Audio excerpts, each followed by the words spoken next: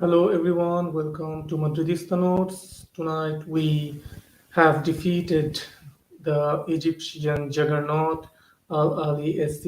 In the end, the match wasn't as difficult as I was expecting it to be because our team went into a little bit into better mentality, went into the match with better physical shape, with better intensity, with more energy. And when these super talented players put a little bit more energy, it's understandable we can put away teams who are playing in Egyptian league. Even though it's a really good team, Al Ahly, it was a scoreline that we deserved. It was we were the more dominant team throughout the match. In the first half, we started well. We were dominating the beginning phase of the game. A couple of chances fell to Vinicius Rodrigo, who couldn't take the most of it. But in the end, we did well enough to get the lead going into the halftime. After the second half started, it was a quick start, and Valverde with the second goal, that was some real good football from Modric. Modric found Rodrigo with that through pass, that defense splitting pass.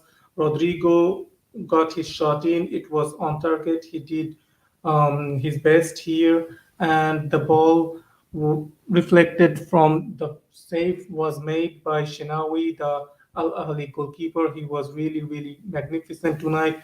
He saved it, but it went into the path of Valverde, who took a touch. He didn't make the shot on the first time, and it totally bamboozled the all Al Ahly goalkeeper and the defense. Then he coolly finishes it with the whole goal open. So then we go up 2-0. From there, we were getting more and more chances, more and more opportunities to go 3-0 up. Vinicius missed a couple, one chance, and there were more. Like, the final pass was missing, the final finishing there was missing, something was missing. But then somehow Al Ahly put one back through the determination of their right winger Sahat. He was giving Kamavinga a really horrid time throughout the match. He was their most potent threat in attack, and Kamavinga's leg caught onto Shahat's leg, and that was a clear penalty. Before that, Real Madrid should have gotten a penalty ourselves too, but the referee, for some reason, the VAR referee decided it wasn't the penalty. So from there, we went down one goal, so that was 2-1. And then the match was a little bit like open end. The Al Ahly players were trying their hardest. They were pressing us high up the pitch. We were not getting any breathing space. It was difficult to play it out from the back, but we weathered that storm. From there came the third. I thought that the third goal would be Luka Modric's goal, the penalty. That penalty, I don't know. We need Karim Benzema back, because the penalty from Karim, Marco Asensio, and Modric, we missed back-to-back penalties. We need our first choice penalty taker back. This could have easily turned out for the worse with that penalty miss. If Al Ahly somehow equalized for the second goal, the match could have dragged on to extra time, and there anything could have happened if it went to penalties. So I think we need our reliable penalty taker back. Modric is good at penalties, but I think we haven't got that kind of practice in penalties. He is not the first choice penalty taker. Karim Benzema is. So I think when Karim Benzema is fit, it will be back to where it is. So we don't need to worry about that too much. But until he's back, whenever we get penalties, I think we should get back to giving it to strikers. Like if Rodrigo is there, and Asensio, even though he missed it, he is one of the best strikers of the ball in our team. So the strikers should get the penalties, in my opinion. The third goal came. It was the from Rodrigo. It was some great technical football between Rodrigo and Ceballos, the combination play from them, the back heel between Rodrigo and the back heel back to from Ceballos to Rodrigo for the assist. It was just technical excellence, and we need to offer this contract to Ceballos and make him sign that contract because he has something that this team misses. This midfield, we don't have that much. Modric is getting on the age. He is 37-year-old right now. Ceballos has something. You can see when he's on the field, when he is orchestrating the midfield, he is the connection from that midfield to attack. He's the number 10 that we don't have in our team. We really need a number 10 like Dennis Ceballos in our team. Even if we get Jude Bellingham is not a number 10. He is a um, box to box player. He is a player who will get into the box, who will get you goals, but he is not that kind of really creative midfielder that Dani Ceballos is. The kind of profile of Dani Ceballos is missing in our midfield.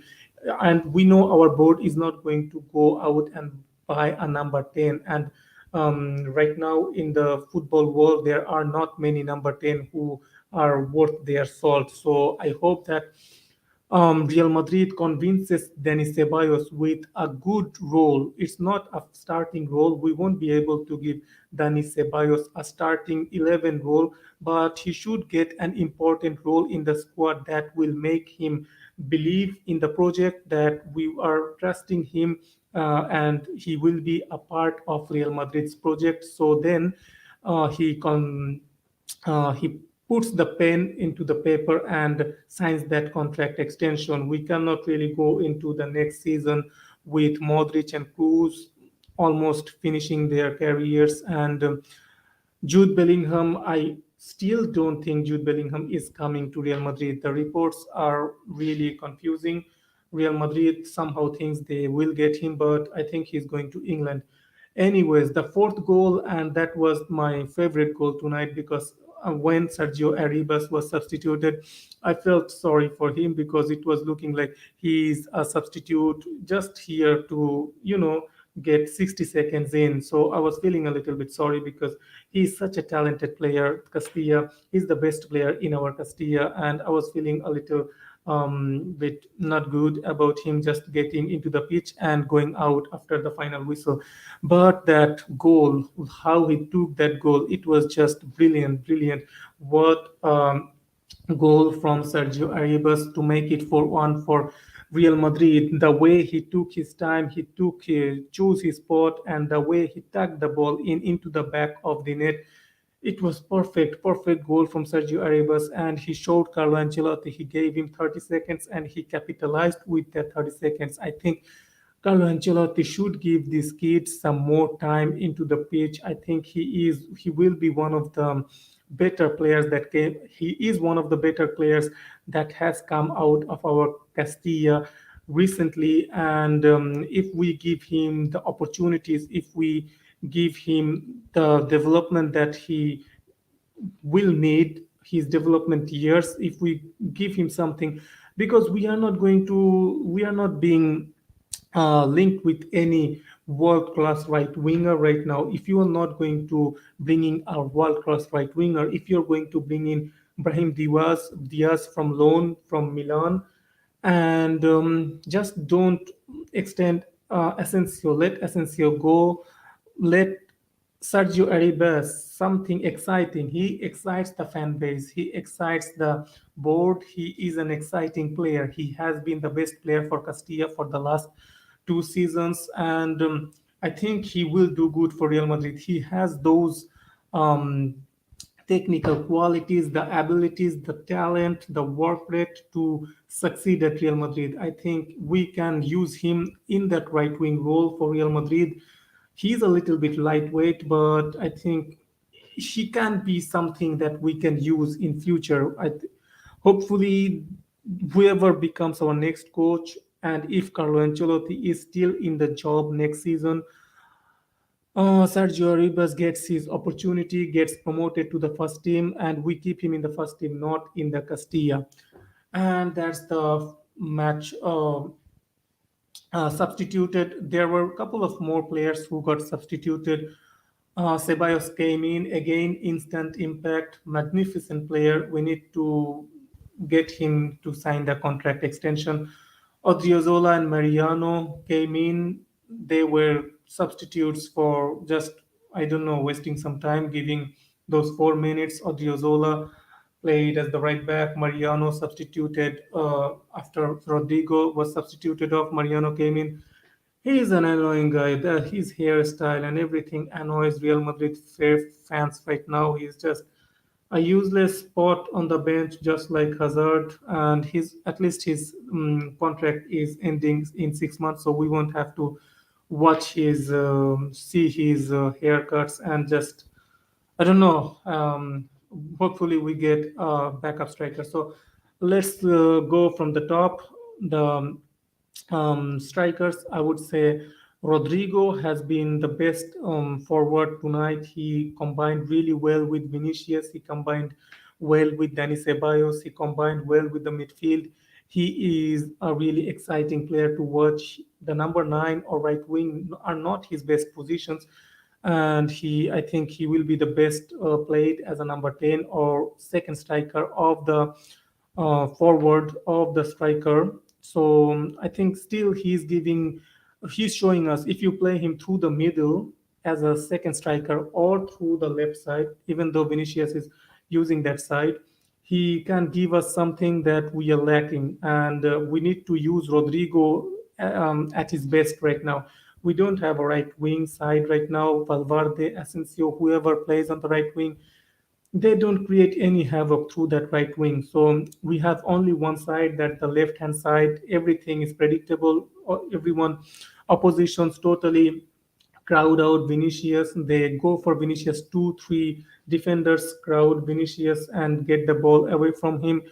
So it's predictable for the opposition defense to defend against our team. Just crowd out the left hand side. Don't let Vinicius get on the ball and totally crowd Vinicius out with two, three players.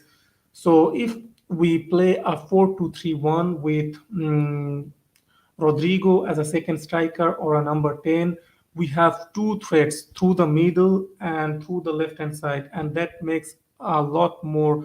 Our attack becomes a lot more potent. We played like that against Real Sociedad and Valencia in La Liga, and our gameplay was much better. We created many more chances, and that was our best football after the World Cup. So I think so Rodrigo for me gets an 8 out of 10 tonight. Vinicius was good. Vinicius missed some opportunities, but he took his chance. He opened the goal scoring. He opened the floodgates. He gets 7.5 out of 10 for me. Valverde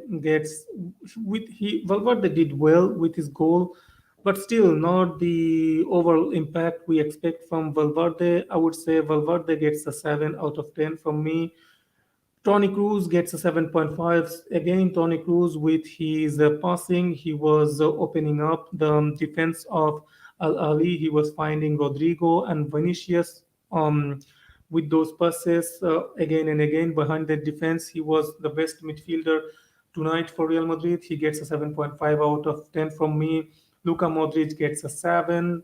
Chouameni gets a 7. They did average, I would say, good, above average. They were good, but nothing extraordinary. We expect a lot more from Luka Modric and Chouameni. Hopefully, with the season progressing, they get back into their physical form better and they get back into form. We really need them. So tonight, I would say Chouameni and Modric gets a 7 out of 10 from me.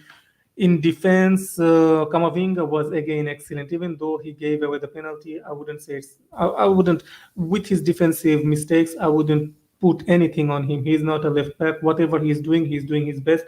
He's doing his utmost best. He is overlapping. He is creating overload on the left hand side. He's helping out Vinicius, and he's defending well enough too. That was just a mistake. Kamavinga gets an 8 out of 10 from me. Alaba gets a 7 out of 10. He was okay. He just came back out of injury, so he isn't back to his best yet, but he did well enough, so he gets a 7 out of 10. Rudiger was the better defender tonight, I would say, out of them too. Rudiger gets 7 out of 10 to me, to be honest. Too, the defense was a little bit in the sixes and sevens in some cases. We were lucky not to go down in the beginning phase of the match. Sharif, the number 10 of Al Ahly, missed a really easy chance there. He waited for the ball, and Nacho stepped up and intercepted. So I think it was the defensive structure, the defensive shape, the defensive side of our game needs to improve more. We need to improve a lot more defensively. We were a little bit shaky in some cases. If there were better forwards, better opportunities, I think there could have been dangerous for. Hi, Ayan. Hello. Thank you for tuning in. So yeah, the defensive work rate needs to be better. And Nacho did his job well. He did a goal-saving interception from that Sheriff, the number 10 of Al Ahly. So I think he gets a 7 point 5 out of 10 from me. He is a Mr. Reliable. Always. He's not natural right back. So of course he's not gonna be the best when it comes to overlapping, but he did a lot of overlapping tonight. He was a lot better, and you can understand he gets the continuity, he gets better. We are using him sporadically whenever Carvajal and Vasquez are not fit. If we keep using Nacho on that right hand side, I think he will give us the best performance out of Vasquez and Carvajal. I don't trust Vasquez or Carvajal one bit. Yeah. Thank you for tuning in, Ayan. Yeah, there are no one really commenting, so of course I have to read out your chat. Thank you for tuning in. So Nacho gets a 7.5 out of 10.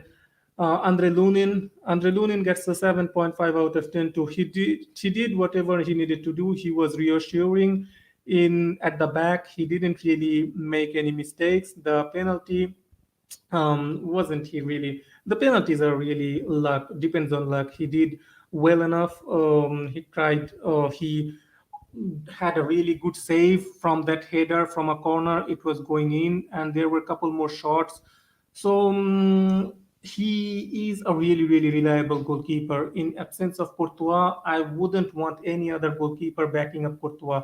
I feel so safe with Andre Lunin whenever Courtois is in there. I don't really even worry about when Courtois is in there. He's such a reliable second choice goalkeeper. Of course, Courtois is our first choice.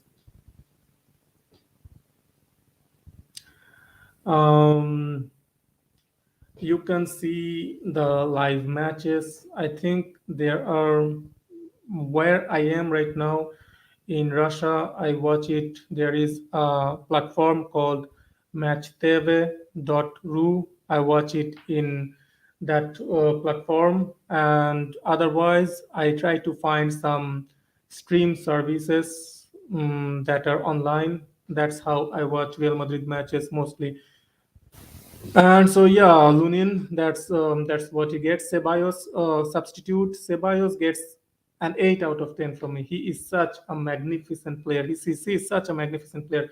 Whenever he is recently coming on off the bench, he is giving us instant impact, and he's giving us whatever we are missing in that midfield. He's cooking something for us. He's cooking something really tasty in that midfield. He's lively, he's energetic, he creates chances.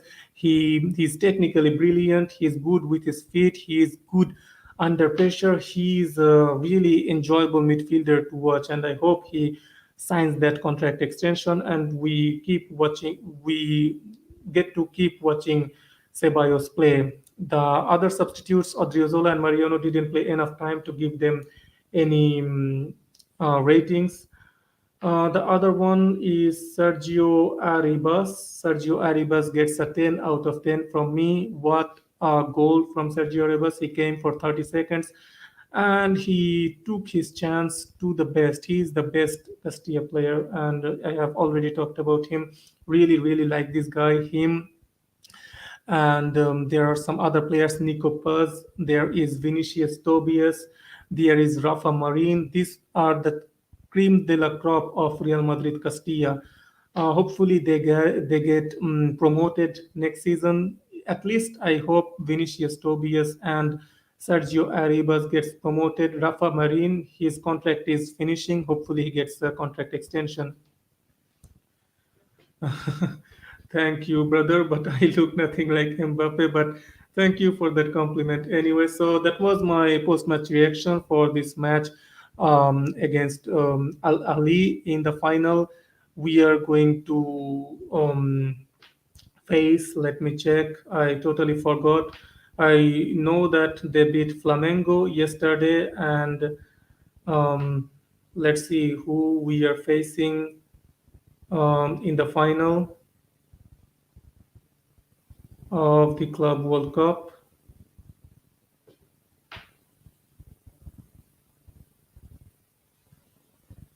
Al Hilal. We are facing Al Hilal in the Club World Cup final. So everyone will expect Real Madrid to, of course, win this match, and we are, of course, the clear favorites here. But I wouldn't take this match lightly at all. They are here for a reason. They deserve to be here, and they are a Saudi Arabian team. Saudi Arabia is right now investing in their clubs a lot, and they won three of their last five matches, drew one, lost one, and so I think they're not in bad kind of form. They are a team we will have to be careful about, not to think that the match is already finished. We have to go with the mentality, with lots of energy, with lots of intensity, and we need to win this final and raise the Club World Cup. And the badge of Club World Cup looks really nice on our jerseys, so of course look like that.